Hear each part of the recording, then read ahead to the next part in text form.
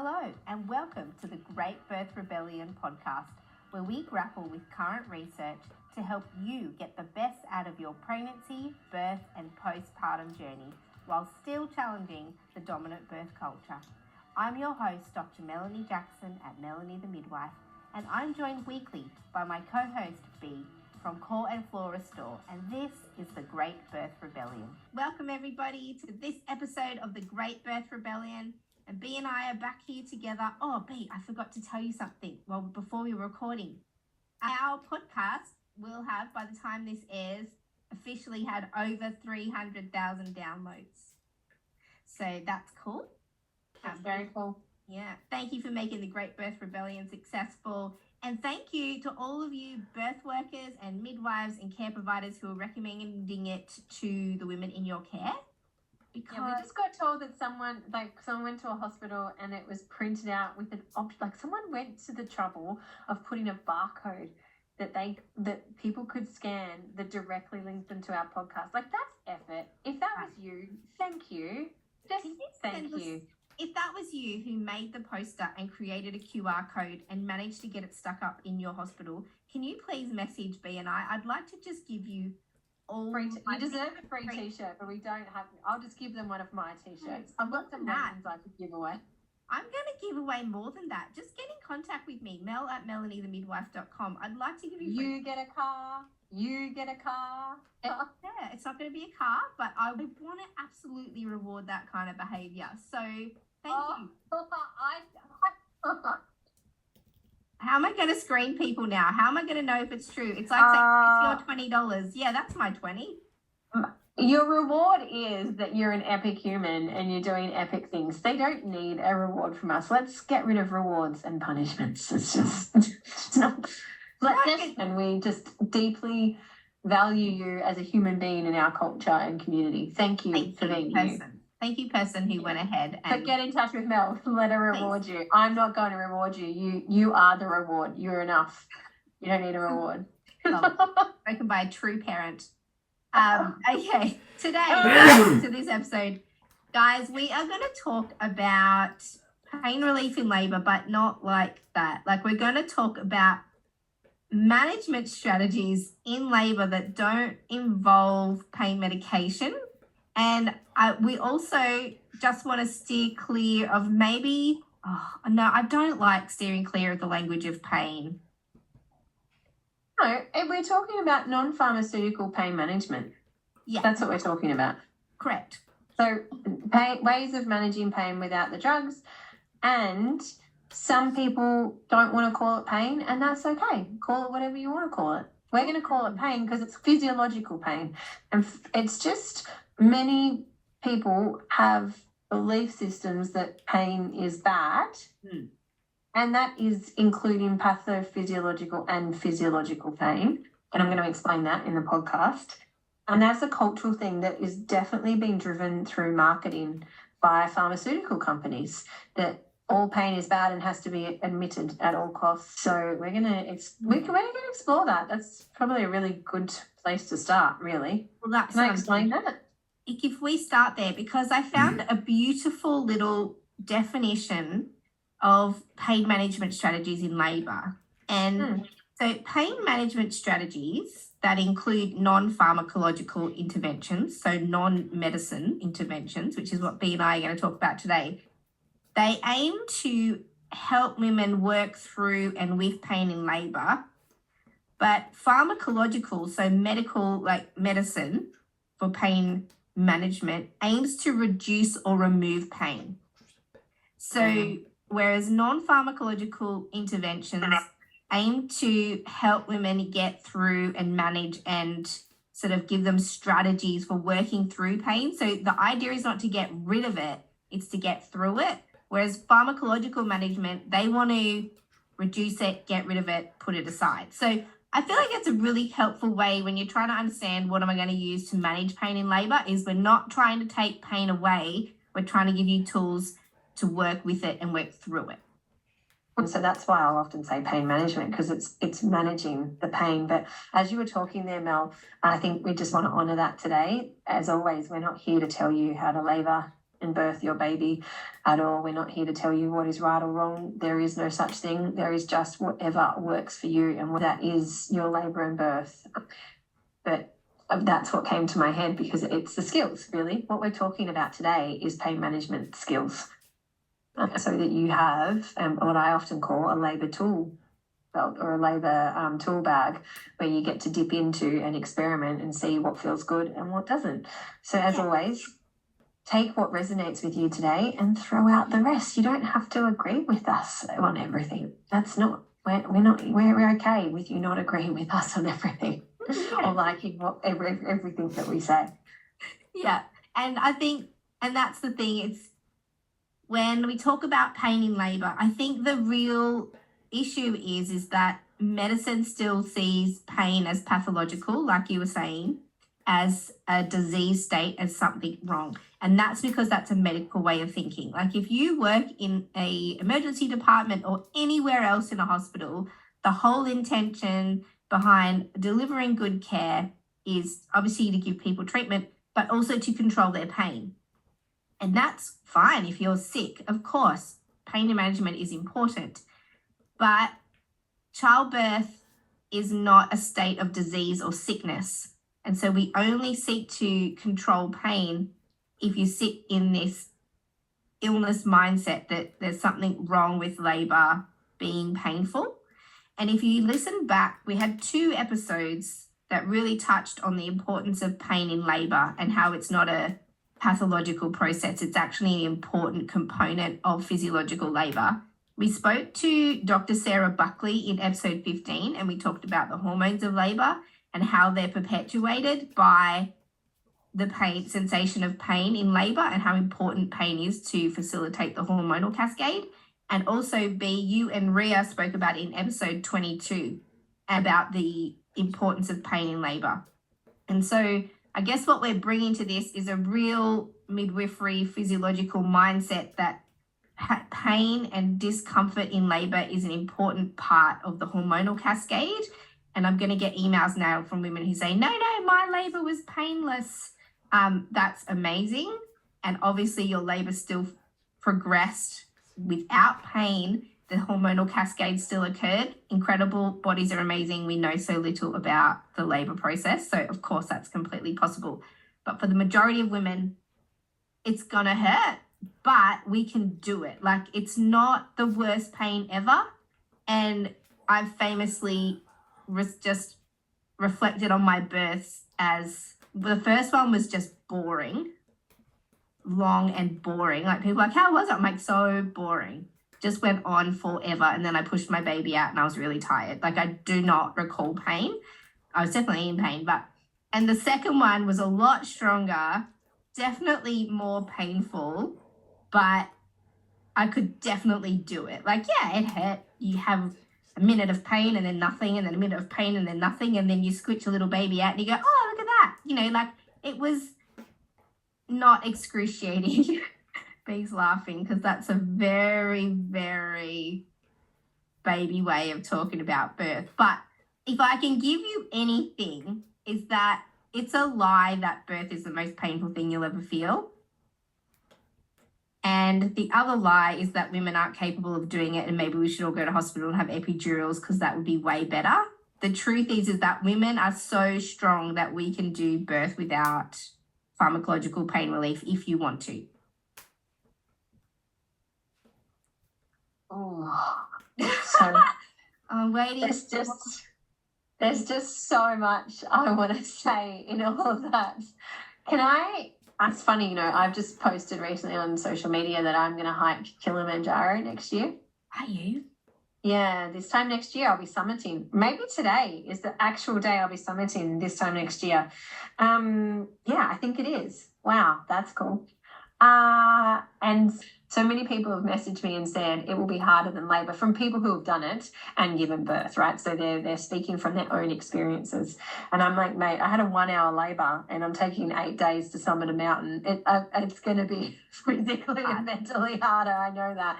But what I want to say here is we all experience things very differently. So if what we're talking about right now feels really triggering, firstly bring compassion to yourself, knowing that you very much did the very best you could with all you had. If you've given birth and you're listening to this and this is bringing up some feelings for you, knowing that our feelings are our own, and when we get triggered, it is a beautiful offering to look deeper into our story. It doesn't always feel like a beautiful offering, especially if the feelings are big. It can very much feel like an FU to the person who has said the things that feel triggering, but that there are often some feelings still sitting there for us. And so this is why it's so important to debrief our experiences, whether it be birth or breastfeeding. What I want to do here, though, is just really quickly break down pain in labour. So as Mel said, some people will experience birth as completely painless and orgasmic. And I have definitely witnessed those births. There haven't been many, but I have witnessed people experience birth like that, which is amazing. I often have issues with some childbirth education that teaches birth to be painless for everybody, because that's from what I have seen is the majority of people do experience childbirth as painful. And so then if all their education is around that it can be painless, and then they get into labour and it feels painful, then it can really throw them psychologically. And so much of what we know about how we perceive a situation is what we think about it, which is why Mel and I are so passionate about breaking down these preconceived ideas around what labour and birth is. Because generally speaking, the message is birth is the most excruciating thing you'll go through in your entire life. Don't be a hero, take an epidural, right?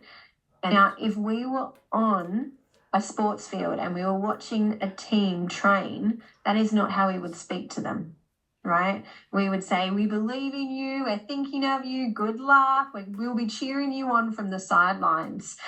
Now, the pain that our sports heroes experience and the pain that labouring people experience is the same. It's physiological pain. So physiology means how the body works. It's the body working at peak performance. And that comes with mental and physical challenges, and it's typically experienced as pain. Pathophysiological pain is the body responding to something, either emotional and or physical, that isn't meant to be there. That kind of pain that's not meant to be there can also be there amongst the physiological during labour and birth. If they've had pathophysiological pain on top of the physiological, it can hold a lot of trauma.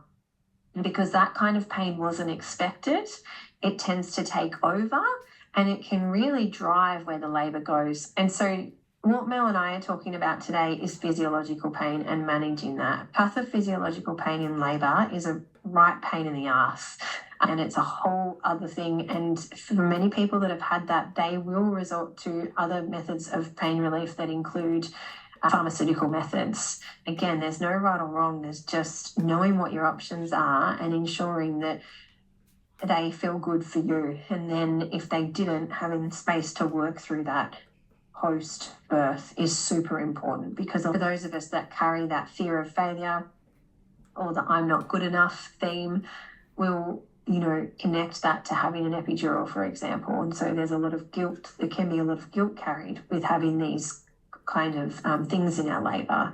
So just please knowing that we're always going to do the very best we can with what we have at the time, because I think the biggest thing with pain is the fear, tension, pain theory that so many of us midwives talk about. And so if you haven't heard about that, it's basically this theory. If you imagine you've got fear at the top, and then there's an arrow that goes down to tension, and then there's an arrow that goes back up to pain, and then it goes back up into fear. And so the idea is the more fear we have, the more tension we have, the more tense our bodies are. You think about your body, right?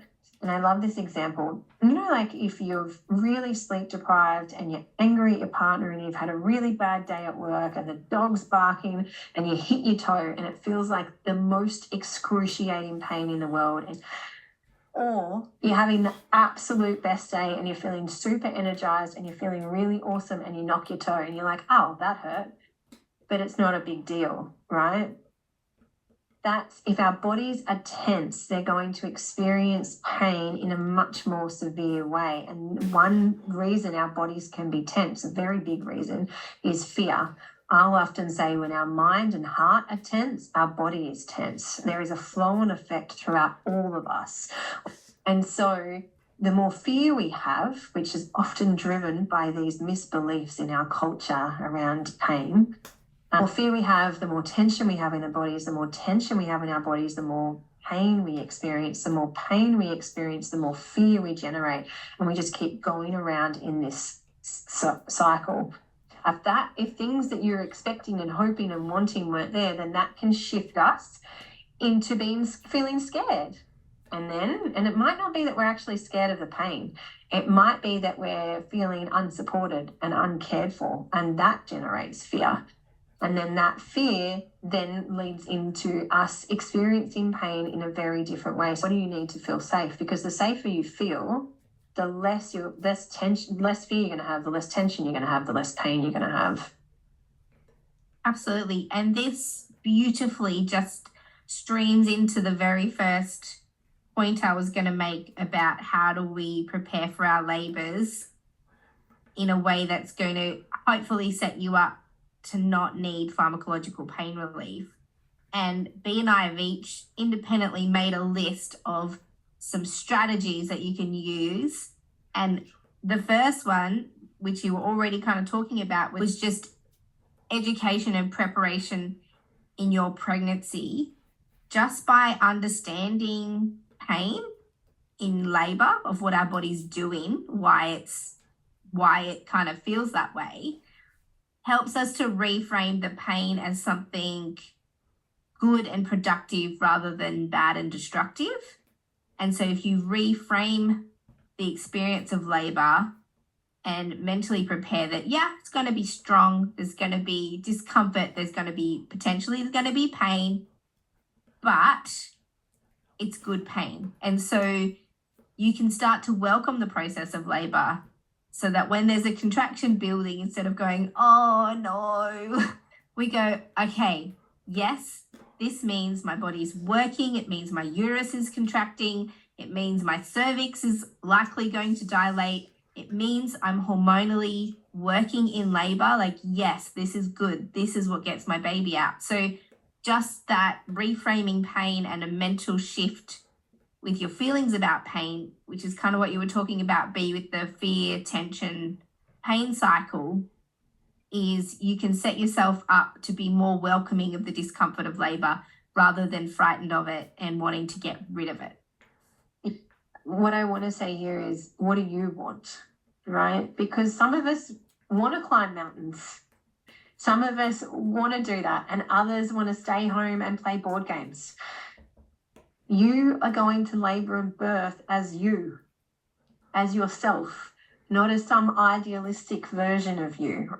I was never going to breathe my baby out because that's not how I do life. I do life in a very loud and physical way. And so, of course, my birth was going to be loud and physical. There was never going to be anything calm about it, right? It was going to be entertaining because I like to be entertaining. That's who I am. And so figure out who you are. Figure out what you want. Make sure your support people are on board with this, and then train for that. You train for your labor and birth. And every marathon I've run, every mountain I've hiked, I've trained for it so that it feels safer when I get there. And this is whether you're using education, podcasts. All my free antenatal classes are still available. They're still free. They have so much of this content and all the techniques explained in them. That's part of the training, okay? Move your body. Move it. Get used to some physiological pain if that's where you want to go. And if it's not, be okay with that. Be okay with who you are. Again, we're not telling you how to birth here. What we're saying is do what feels good for you, so you can leave your birth and go, that is exactly what I wanted to do. So know who you are and work with that. But what belief system do you want to create? What story do you want to create for this labor and birth? And maybe the story you want to create is, I am capable and I can do this. And the other important thing here to do is have a map. So go back and listen to the birth mapping episode. Part of birth mapping is figuring out what you don't want. And so it's all well and good to go into your labor and say, I don't want an epidural. But there may come a point in time where you feel like you need one. So look at that in your antenatal period. When would I be willing to have an epidural? And that may be, I'm so willing to have an epidural if I need to have a cesarean.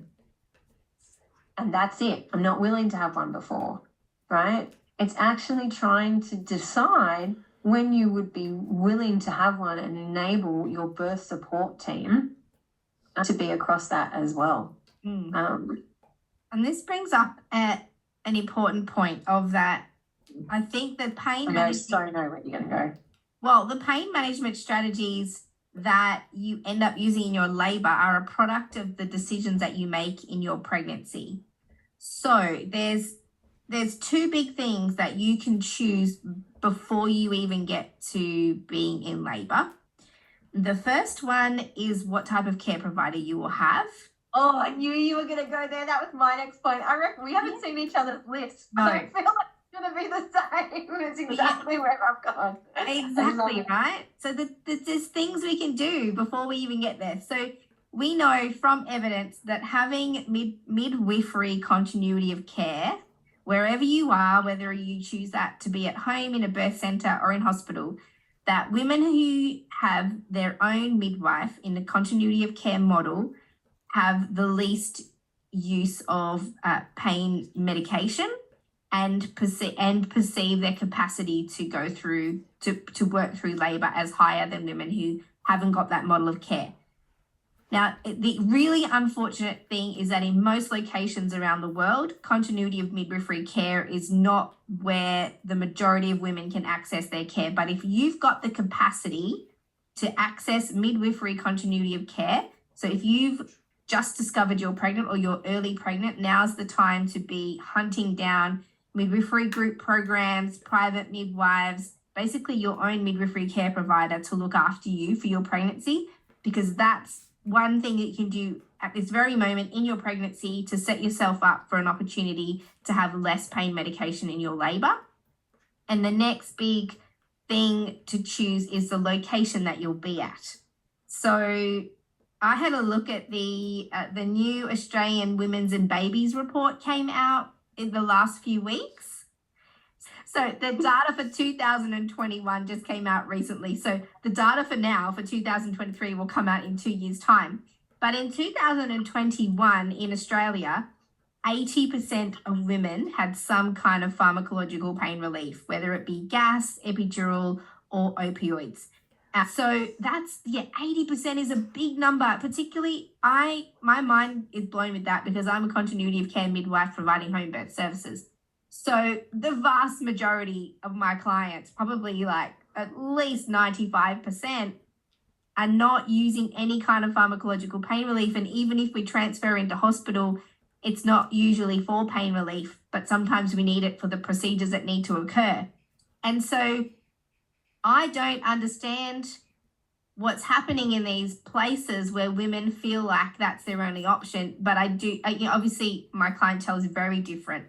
But I do think that if you're of a mindset to choose a midwife and choose a location that doesn't have access to these kinds to pharmacological pain relief, that you're guaranteed statistically less likely to use it because it's actually not an option. Can I read a quote? Please, go ahead. I don't normally do this, but it's a really good one. The biggest risk factor for the most common surgery performed on earth, which is cesarean, if you didn't know. So cesarean is the most common surgery performed on earth. The biggest risk factor for the most common surgery performed on earth is not a woman's preferences or her medical risks, but literally which door she walks through, by Dr. Neil Shah. And it sums it up. It's the same in Australia. Two biggest impacts on your birth are your care provider and your place of birth. What I also want to say alongside this is get a doula.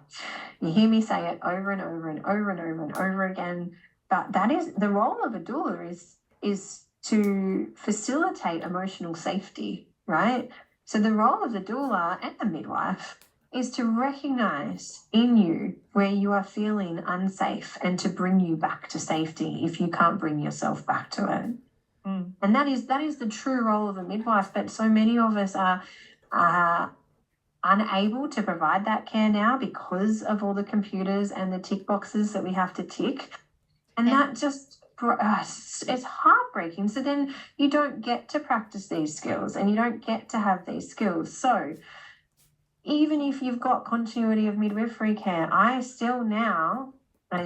totally believe if I was working in a big city hospital now, I'd be telling all of them to get a doula because I just wouldn't have the space and capacity and time to provide the kind of care I'd want to.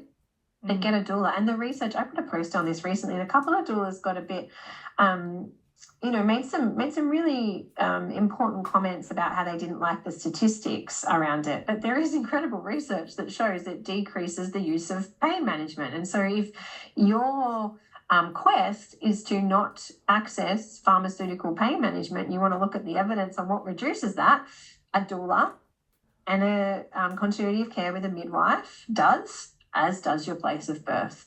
But please know, and we've touched on this, the research shows from over 200,000 births in New South Wales that as a low-risk woman, you and your baby are at risk of worse outcomes simply by choosing private obstetric care. Absolutely. And I just want to go back to that point you made about getting a doula, and shout out to all those people who think I'm anti-doula. I want to revisit this point just loud and clear. I'm a home birth midwife who often works with doulas. But yes, definitely the most savage messages I've ever received in my life are from doulas who don't like what I said. So I just want to put this out there. It's your podcast. You can cry if you want. I'm having a little rant. I'm having a sad little rant. It was pretty nasty. Some of the messages, I saw some of the messages. Let's all be kind to each other in this space more than anything. Own our own feelings. But yeah, just statistically speaking, what we are saying is that the people you choose to support you and the place you choose to birth do have an impact on the pain management that you select and go with. And Mel loves doulas. I love doulas. I just always do. Anyway, obviously some things come across as if I don't, but please hear me.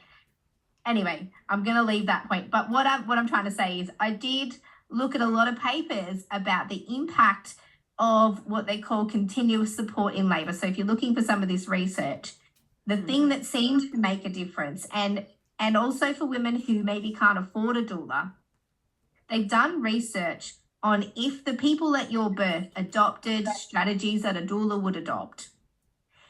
What's the impact of those? So there was a program that trained student nurses and student midwives in doula skills. And they would try, this strategy was, how can they give women who can't access a doula, how could they give them doula care in a hospital setting? And some bright spark had this idea of like, well, why don't we train some of the students to give some of that care, and then women could access that in hospitals if they couldn't afford to bring their own. So they piloted this program and had the most amazing results, and they looked really specifically at very specific tools that these students would use. So the paper's in the resource folder, but there was 15 or 20 interventions, they called them. So they included things like eye contact and positive words and encouragement and massage and all these things, offering heat packs and giving education. And also they looked at the impact of all of these little bits and pieces and found that the more of the tools that the students applied to the woman, the less likelihood the woman would be to seek out pharmacological pain relief. So essentially, the more engaged and the more hands-on and the more invested that the person was with the woman, the less likely that the woman would need anything more. And then, AKA, the more connected they were, the more attuned they were, which is true midwifery. Are you attuned with someone, right? We all have the ability, and I love that they taught this, we all have the ability to be connected to another human being. And this is where midwives aren't able to practice their skills anymore because the connection is broken. Yeah. But the true midwifery skill is to be completely connected to another human being, right? And that you're going to get the best care then, because then you're attuned to them and you are going off their energy and you're providing them with their needs. And so that person gets their needs met, they feel safe and they feel better about their birth. I often see seeking pharmaceutical pain management. In certain situations, it's physical, but more often than not, what people are saying is, can you support me more? And if I talk to people, they'll often that's where the resentment or the regret is held, because they think, if I had just been supported more by my midwife or my doctor, or I'd just been given more choice, or they told me to change positions. And this is, and I mean this with love. I don't, I know that what I'm saying can be really triggering, is that what often it's what's lacking, it's what's not being offered. And then that's where the fear, disappointment as well, but the fear comes in, because these people aren't being guided, and they want to be guided because we've been raised to listen to external authority and be guided. I mean, you're in a vulnerable situation. Most of us want to be guided through that. And, if the emotional well-being of a person was at the forefront or the center of maternity care, just think about that for a second. What kind of outcomes would we see? But instead, the priority of the care is the life status of the baby. And I think midwives who work in a hospital, they know and acknowledge that there are massive gaps in the care that they can give in the system.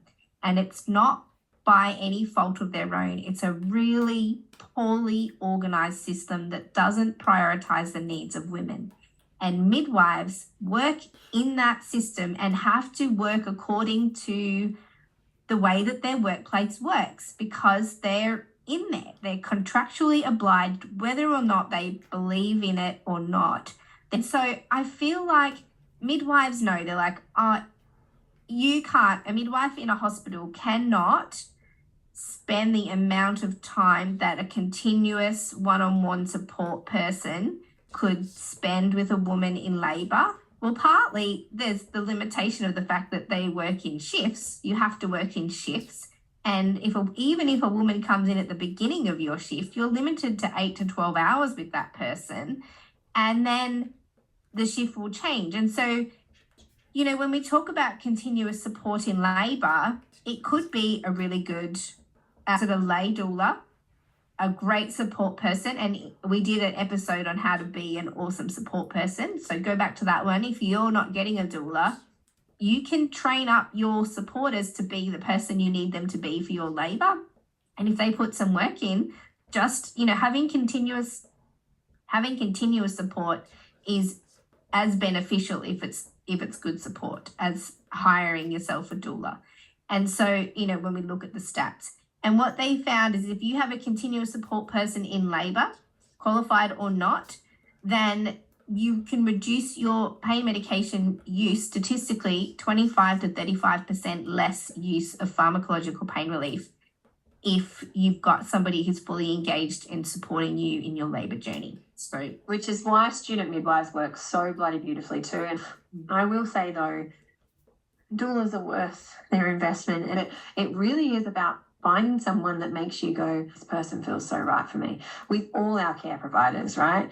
With anyone that you employ to look after you in your labour and birth, whether it be a doctor, midwife or doula, your relationship with them should feel so safe that you can be your most vulnerable with them and feel safe in that mode, right? We don't want to be intimidated by them. We don't want to be scared by them. We want a beautiful connection. And so it really is about who you are and who they are in that relationship.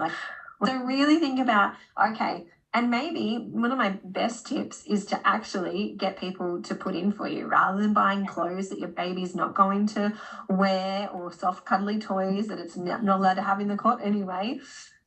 Get people to invest in your health. The best gift you can give your child is a well version of you and a well version of your partner if you have one.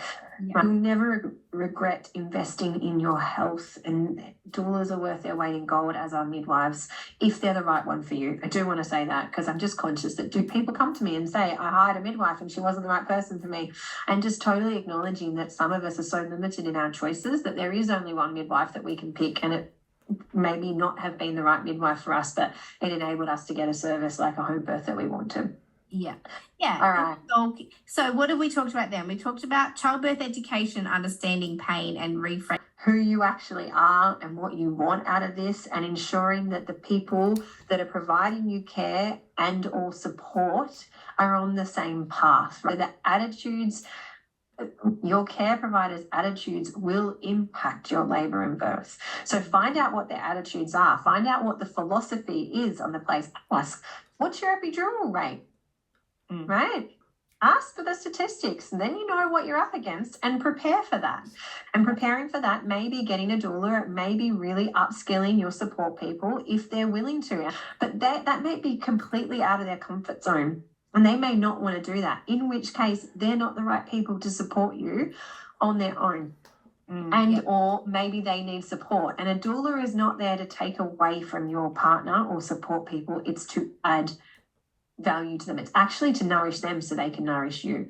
And do different types of exercises to mentally and physically prepare for their body working at peak performance.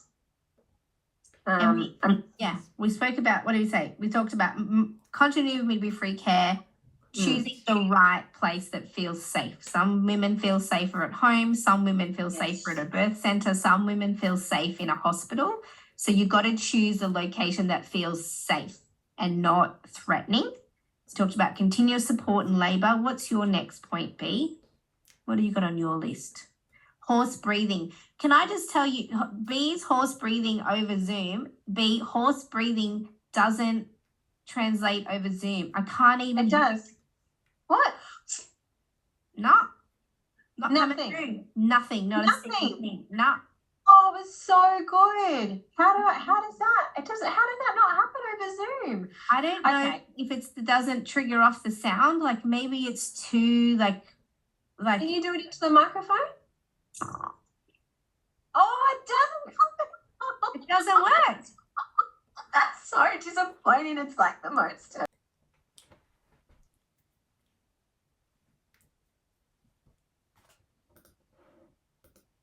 Refuses. This is Zoom censorship. It doesn't want us to give information to women. Horse breathing. You're going to have to get on. So it's horse's breath. People have lots of different names for it. I feel like any midwife now sees it and goes, oh, they've done B's course. It's just become my thing.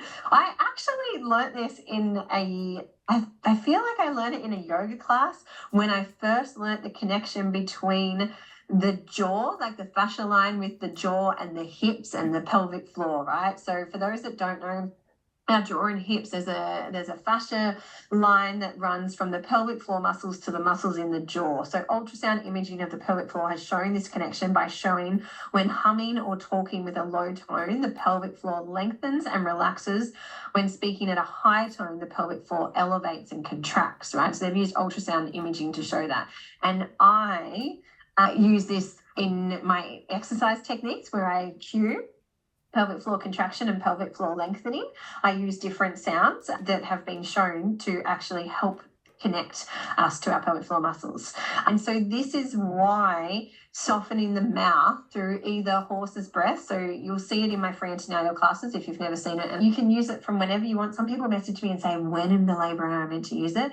Whenever you want. You can use it from the first contraction, you can use it just as the baby's coming out, and yes, I have caught babies that have just been horses breathed out. So any kind of noises or movement that allows the jaw to relax so the pelvic floor will relax, right? And it's interesting because my next technique is squeezing a comb, and people are always like, when I first started talking about this technique, people were like, but that's tension in the body.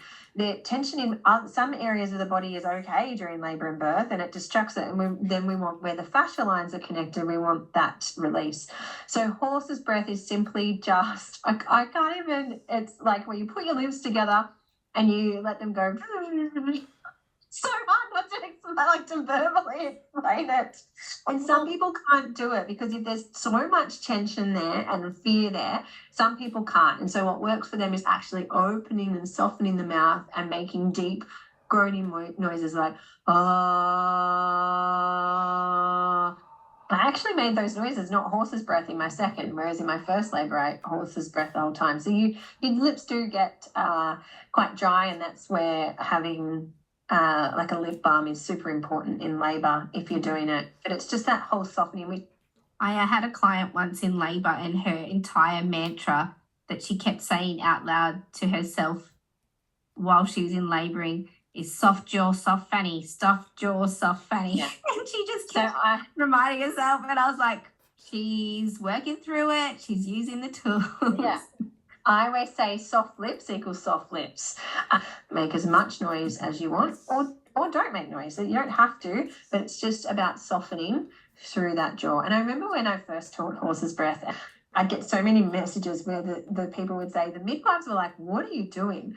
I feel like it's a really common technique now. More and more people know about it, and it's becoming more widely accepted.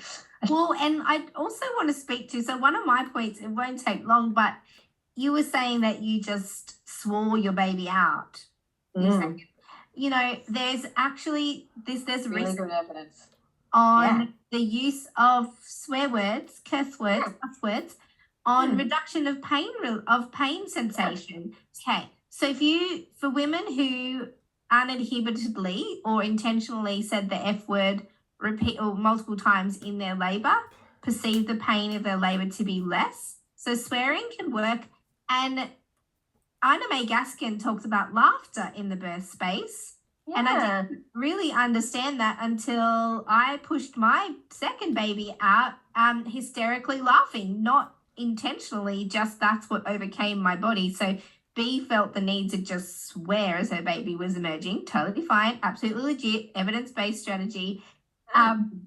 I do love the evidence, especially when I'm birthing. I always say that if you come to my workshop, I'm always like, if swearing's not your thing, you're at the wrong place, and it's evidence-based. Yeah. It is. And that's why it feels good. It's because what you're actually doing is you're releasing a feeling, and releasing our feelings, feeling our feelings brings us back into balance. So like crying releases cortisol. Crying actually releases tension, as does laughter. And so what your beautiful bodies are doing in those moments, and I want to say this, crying in labour is just as awesome as laughing. And often that's what needs to happen, especially when that cervix is like, just going to stay here for a little bit. Our feelings, right? The feelings that are there. So if there's a whole lot of feelings there, we won't feel safe. Me and our babies won't feel safe to come into this world sometimes. And so having that good cry, having that good laugh, having a good swear session is the body's inbuilt mechanisms to come back into balance. Yeah, I think it's important that if you feel like you want to let something out, whether it's a noise, a word, I've seen women like yell and scream and like pound the wall in kind of anger, like, like you're just really getting cranky with it. All of that's really okay. Like holding in emotion in labour is going to slow your labour down. So you've got to be with people in a space where you feel completely safe to express your feelings any way they come out, like swearing, laughing, crying, raging. And this is, it's exactly what I was going to say. It comes back to who's going to support you and how safe do you feel to be your most vulnerable. But we've also just started stocking, I'm going to totally plug us here, we're the only Australian stockist of these things. They're called My Birth Weapon, and they're balls. You use them in a similar way to the birth comb with the acupressure points. So they're like got these like spiky bits, and you get two balls and you hold them in both your hand and you squeeze down. So there's acupressure points for pain management. So acupressure applies to pressure on specific points on the body to treat health problems in a more like obviously natural way, and it's all around the flow of energy and stuff. So there's several pressure points you can use for relief of pain or pain management during labour. And the easiest one is to actually hold on to a comb. So the teeth of the comb are held at the base of the fingers, which helps to relieve the pain. And it also plays into the pain gate theory belief, which is the way your body receives pain. If you want to know about other acupressure points, Google Deborah Betts. Deborah, Debra, BETS, BETTS, acupressure points. She's had this around for years. It's such an incredible free resource. So it's absolutely free, and it's a PDF you can download with all the different acupressure points you can use in labour. And it tells you some of them you don't want to practice until 36 weeks, but it's a really good tool to start practicing with your support people, so they are totally comfortable with doing it to you when you're in labour. But the comb, typically, most people who've done my classes, and this is why I'm a bit shocked about the 80%, that obviously 300,000 people aren't doing my classes every year, but most people will say what they've used is just the horse's breath and or the comb. And those two things, they're the magic, right? Apart from the care provider, horse's breath and the comb are like magic. Your turn. What do you got? Okay, well, movement and position change. So my very first research adventure as a baby researcher was the year after I graduated from midwifery. The beautiful Professor Hannah Darlin, took me on as her personal research assistant for an entire year. And the very first study we did was the birth position study. And it was my job to recruit women to this study and also attend every single birth of all the women who agreed to be a part of this study. So I'd just get calls in the middle of the night and off I'd go, and we compared women at home to women in birth centres to women in hospital. So I'd hide out in these rooms, and my job was literally to record all the positions that women used during their labour. Now, ultimately, we wanted to compare the different things that women did in different settings, but what we inadvertently discovered is that women instinctively move in particular ways in labour if they're uninterrupted. If they've got the space to do so. So what we noticed, particularly when we were watching the women at home, because that was more closely to a physiological birth environment, we watched what they did. So in early labour, women typically are a little bit more externally focused. You could still engage them in a conversation. They usually move in a lot more upright, so they'll walk and sway and stand more upright in labour.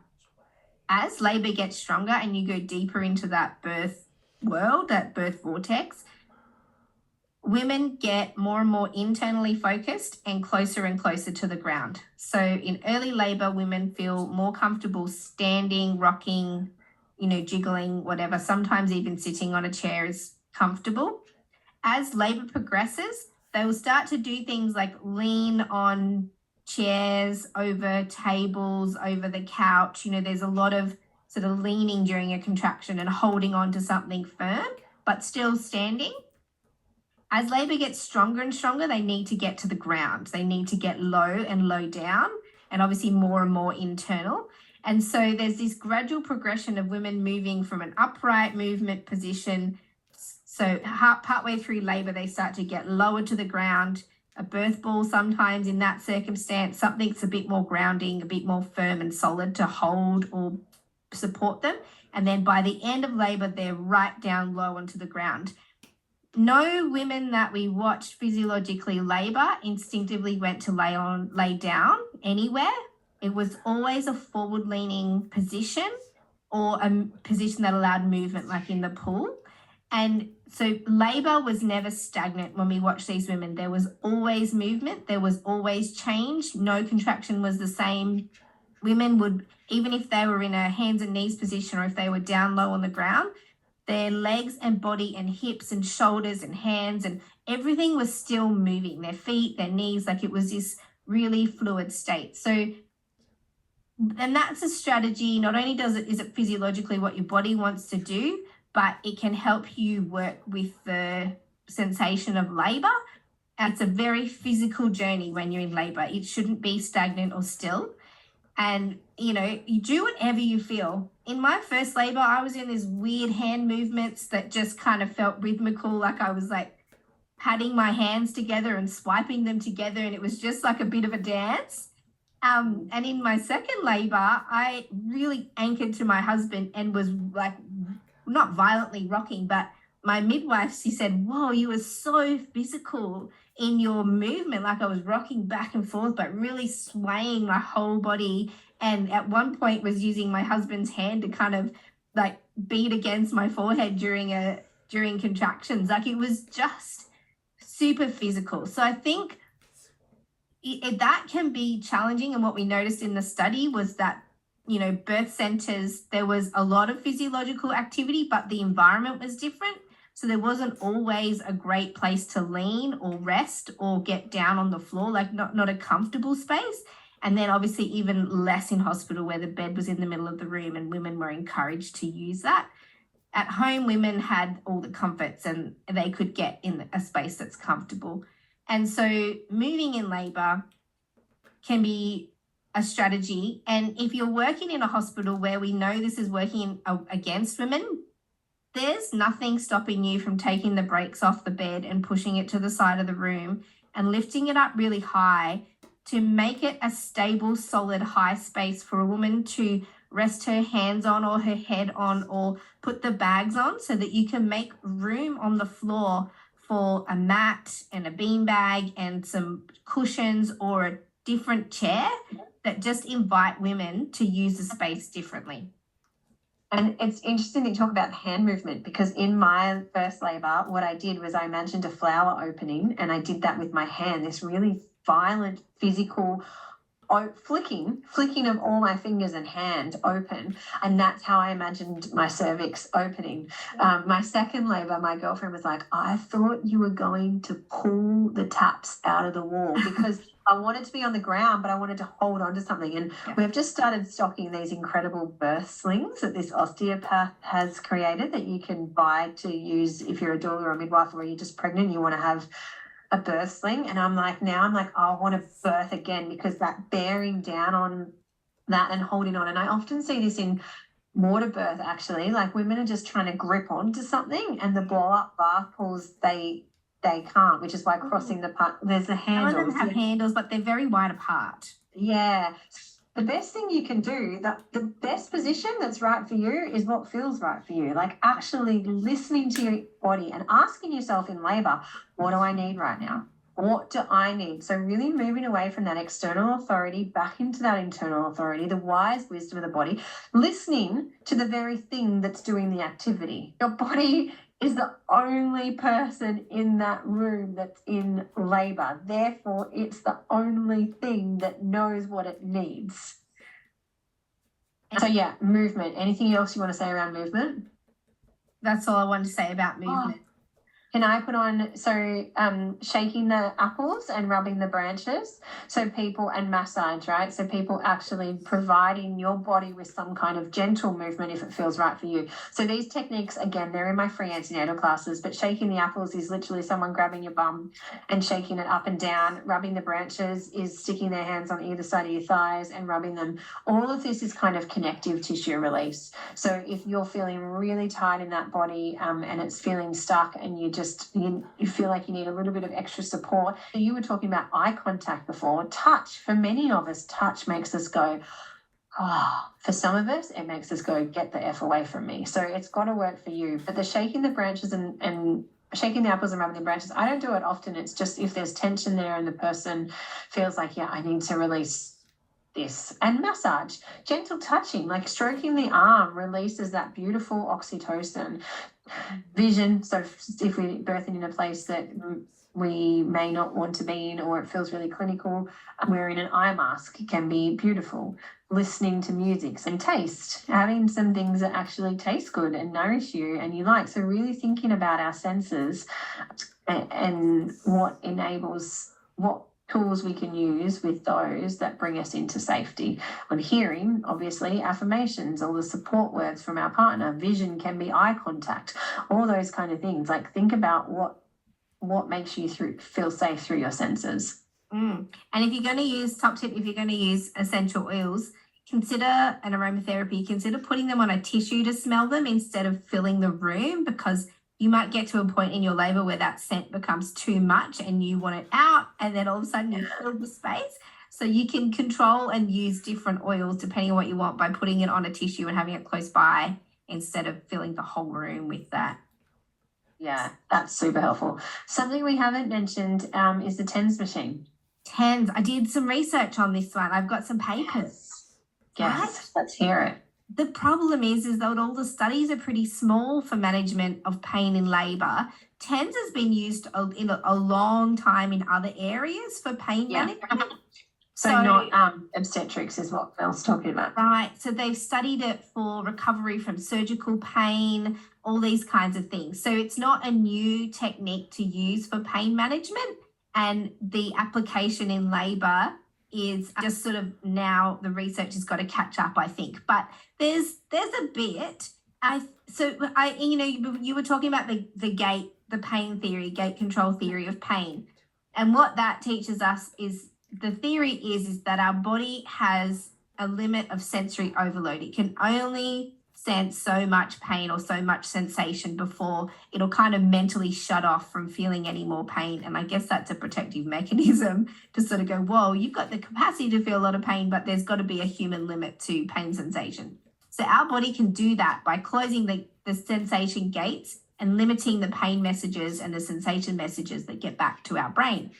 And so what the TENS machine, the theory behind the TENS machine is that the TENS machine can provide a type of stimulation that will overload the pain sensation messages that go to your brain, and your body will close the gate to the pain sensors, essentially, and limit the amount of pain receptor messages that'll get through to your brain. Somebody knows way more about all this than me, and they're going, oh my gosh, she's made an absolute porridge of this explanation, but you get the idea. It's basically scrambles the pain messages to your brain. So a TENS machine is a transcutaneous electrical nerve stimulation. So usually it's a little machine, and it's got these sort of flexible pads about the size, I don't eat chocolate, but about the size of a Mars bar.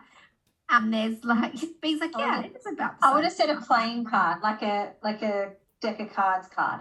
Sure, yeah, depending on your machine. So there's these little sticky pads that will stick onto you. My machine's got 4, some have 2. And you'd stick them on your lower back and bum if you want to, or really wherever you want, wherever the pain sensation is strong. And you turn it on, and the TENS machine has lots of different settings. So you can start on a lower setting and gradually move up as the pain sensations increase. And it's also, a lot of them that are designed for birth also have a boost button. So once the contraction starts, you can boost the sensation, it'll ramp it up, and then you can turn it off for your rest period between contractions.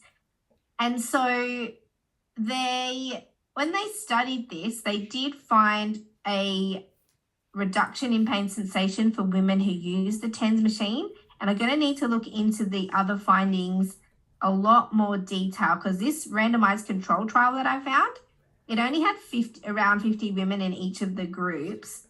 And although the women who had the actual TENS and the group that was using the TENS reported a lot less pain, but interestingly, that group had a 3-fold increase in operative deliveries. I don't understand it. There's only 50 people in each group. So we can't make conclusions, but I'm curious. I really, really need to look into it. I shouldn't even mention it, but anyway, TENS, yes, I carry one in my birth kit. I offer it to people if they want it. Some women love it, some women hate it, but what we do know is that it's not dangerous in labour, and so there's no harm in trying it. And then if you don't like it, just take it off. Yes, people who are really passionate about TENS being like, oh, I thought they were going to absolutely plug them. That research was disappointing, but it's really... Oh, look, there's only not enough people in it, and honestly, we know enough about its use in pain strategies to know that it's an effective option. How effective it is in labour, I don't think they've fully decided yet, but I think if it works for you, then it's worked. And with all of these things, you can try it and then stop trying it, and you've lost nothing. Like, you can just, you can... It depends on if they've paid for it, but I do want to say here, I recommend TENS to pretty much everyone. the thing you want to make sure you get is what they call an obstetric TENS, so a TENS that's specific for labour and birth, and that is because of the size. You want one that's small enough to wear around your neck. And so there are differences. Some have the boost, some don't. So yeah, you can check them out on our website. There's places that hire them out, and it's an incredible tool to have. And I think with so many of these things, you'd rather have them there than not have access to them. You'd rather have more things accessible than not. And like Mel has so beautifully mentioned, all of these things none of these things are harmful, right? We actually know that there are side effects of pharmaceutical management of pain, especially with the epidural. There are side effects, whereas these things, the side effect can be you don't like it. Squeeze a comb in your hand. Oh, I will say the side effect of squeezing the comb is that you do have a very sore hand the next day, and it does leave marks. Like there are some side effects for sure. Side effect of the TENS, if they don't turn it off properly, that happened to me, and then I was with a woman, it happened to her in labour, her partner did it to her. I don't know what actually happened. It's where they don't turn it off and pull it off or something. Don't pull it off while it's still on, and that is excruciating. You've got to turn it off before you take it off. Yeah, take it off. Yes. Mick did that to me in labour. He took it off before, and it feels like your whole body's been zapped. And then I watched it happen to a woman, and I was like, oh, I know your pain. It's so bad. And I knew the pain. So yeah, don't do that. But I love TENS. I recommend them. Something we haven't talked about is water immersion. Water immersion. So and this kind of pairs with using heat or water. So heat packs can be a really nice, particularly early labour, labour management tool. There's some really great ones that you can strap on, like that you can walk around with and have them on your back or your belly or both, that you can actually Velcro onto yourself.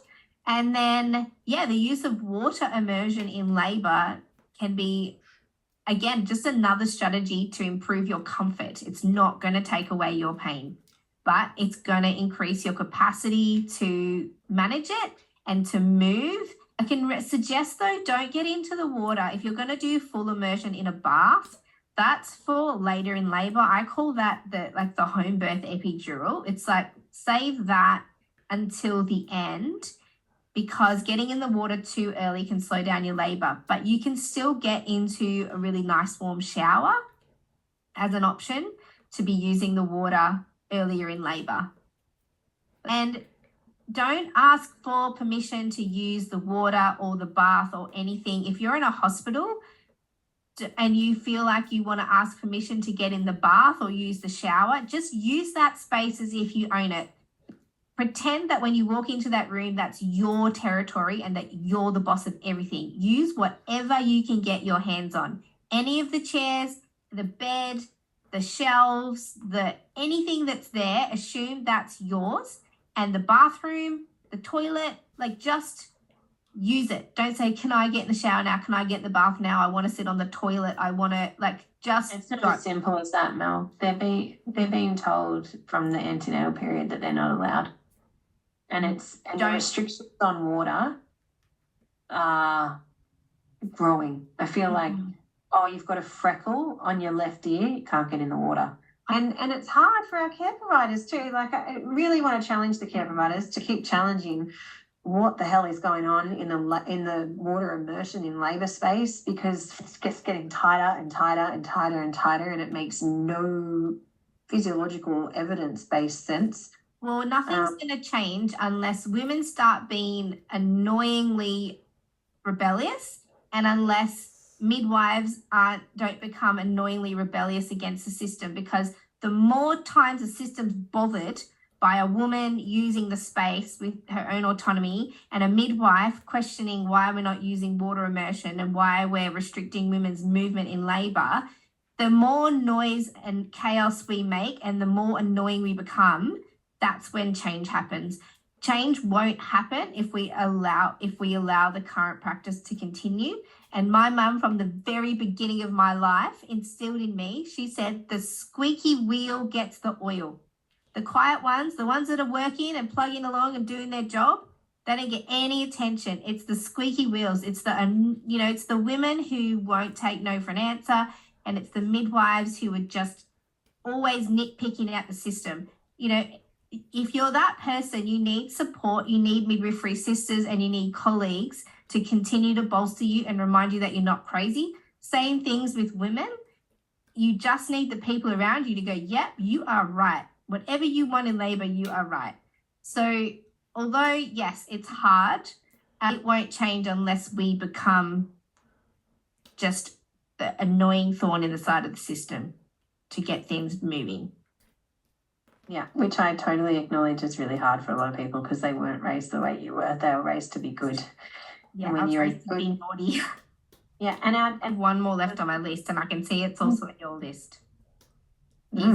We did an episode on it, so I don't need to talk much about it, but the sterile water injections. Go back to that episode with Nigel Lee. We've done it, sterile water injections. Have a listen. It'll have all the information in there. But that's the end of, well, I've got relaxation and visualization techniques, but that's all very individual too. Like for me. Yeah, but it's a great technique. Yeah. I mean, I didn't train in it in my pregnancy. It wasn't part of my strategy, but I found myself visualizing. It just kind of came.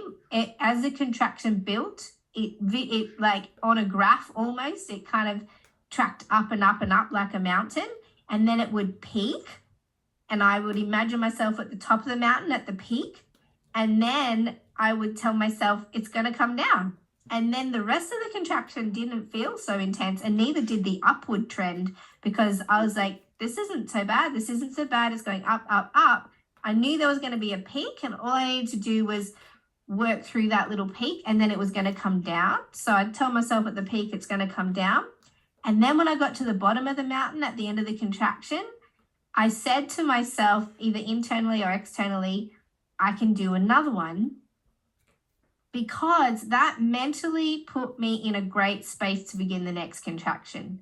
If you get to the end of your peak and your big contraction and you get to the bottom and go, oh my gosh, I don't want to do another one of those. That was so painful. It was so hard. That's what your brain is going to remember going into the next one. And whether you believe it or not, I recommend to women to say things to themselves that they want to believe. So I wanted to believe, and it happened, that I can do another one. And that was my little mantra. I can do another one. And I would remind myself, it's okay. It's going to come up, it's going to peak, and it's going to come back down. And so that, using that technique, which is what just kind of naturally I fell into during the labor, I found that a really nice mental activity to just move through each contraction. Well, what's happening there is the fear, tension, pain threshold, right? So if after that contraction you think something fearful, which is, oh my goodness, I can't do that again, or this is really shit, or this is so hard, I didn't think it was going to hurt this bad, then that's how you enter it. You enter it with more fear, more tension, so it's going to hurt more. What you said there about how it didn't, the rising up to the peak didn't feel so bad, I think this is why I didn't actually believe that I was in labour, because all I was experiencing of the contraction was the peak. And so in my midwife brain, my contractions were only lasting 20 seconds.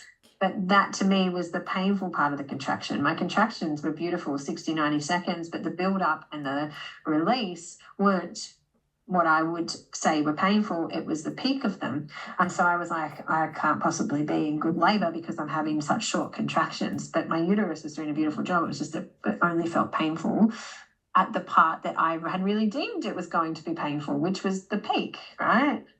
So yeah, any kind of affirmations and telling your support people what you need to hear from them and getting them to really feel authentic in saying that to you. So practice can help. The other thing we haven't mentioned is things like, and I really see these techniques working really well with pathophysiological pain. So if we're experiencing pathophysiological pain, just like the sterile water injections can work really well, so can beautiful techniques like the spinning babies techniques to release, like the psoas, any of those kind of spinning babies techniques that can really help with pathophysiological pain, so pain that's not meant to be there. Guys, I think that's what we've got. That was a long episode, but I feel like we couldn't leave any of that out because it's all the tools that you could have in your kit. You may not use some of them, but any preparation that you do towards understanding pain, having the right people, choosing the most supportive environment is going to go a long way if you want to avoid pharmacological pain relief and the side effects that can occur from that. then these strategies can help you get there. I hope you found it helpful, and we will see you in the next episode of The Great Birth Rebellion. Just remember, you can do it. Thanks for listening with us today. Don't forget to subscribe to our podcast on your favourite podcast platform and join our mailing list at melaniethemidwife.com. Mel sends out weekly emails with access to all the evidence we use in this podcast. You can find out more about Mel at melaniethemidwife.com and find out more about me, B, at coreandfloor.com.au. We can't wait to bring you next week's episode of The Great Birth Rebellion. Yeah!